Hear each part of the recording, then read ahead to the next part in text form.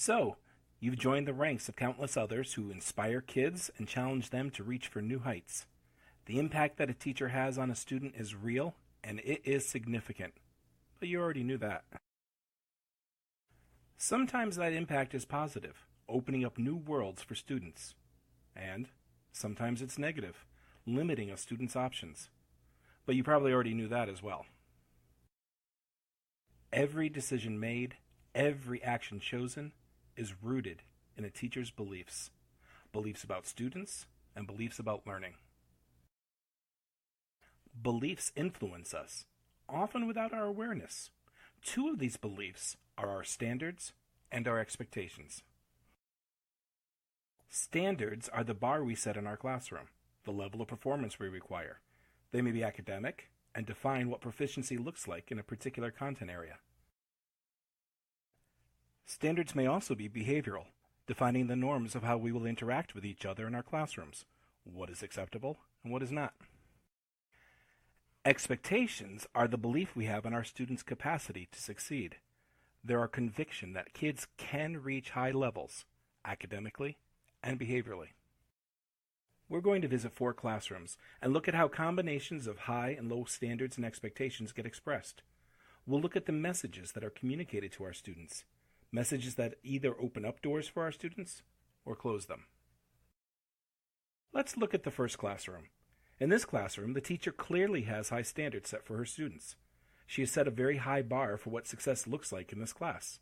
In fact, if you look up the word rigor, this teacher's face is in the dictionary. However, this teacher is not convinced that all of her students are capable of meeting her demands. In her mind, a few will reach the top, most will middle out, and some will sink to the bottom. Classic bell curve. Some students have it, and some students don't. Over time, those students will see themselves as incapable of doing tough stuff. Now, let's look at a second classroom.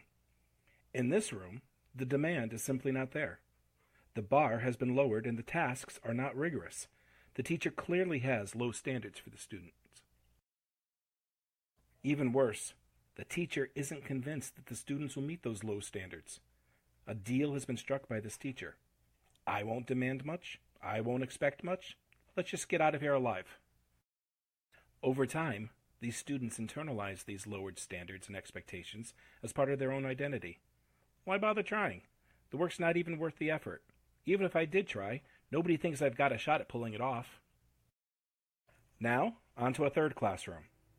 This classroom seems to be a bit of a contradiction. The teacher's standards are low, but his expectations for students are high. In this classroom, the teacher is concerned with his students and their sense of self-worth. He recognizes that they are up against a lot of issues in their lives. Stress, trauma, poverty, you name it. He wants his classroom to be a safe place for his students, a place where they can feel confident and good about themselves. The problem is, in the process, he's lowered his standards. The work is low level, so his gold stars aren't worth much. While well-intentioned, this teacher is slowly killing his students with kindness, because his students never encounter rigorous tasks that stretch them, grow them, and require them to persevere. Finally, let's look at the last classroom. By now you've guessed it. This teacher has both high standards and high expectations. She has set a high bar for all of her students, and she is convinced that they all can and will meet that bar. But there are some caveats.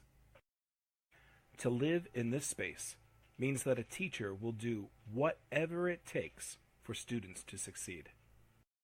It means creating lessons that are meaningful to students with a range of experiences, a range in background knowledge, and a range of proficiency levels. It means establishing a classroom culture where making mistakes is seen as being okay, and it's safe to take a risk. It means being committed to the belief that just because a student is not yet there in terms of the target, does not mean that the student will never arrive at the destination. Remember, a student's current level of performance is not an indication of their ability to achieve. This is hard work, And the truth is, we can find ourselves in any or all of those classrooms. Even with the same group of students, we can set a high bar for some and a low bar for others. Believe that some have the capacity and others just don't. The good news is that we're not alone in this hard work. We have access to a range of resources, including other colleagues, to help us increase our own capacity to meet this high bar that's been set for us. It isn't easy, and it won't happen overnight, but it can be done.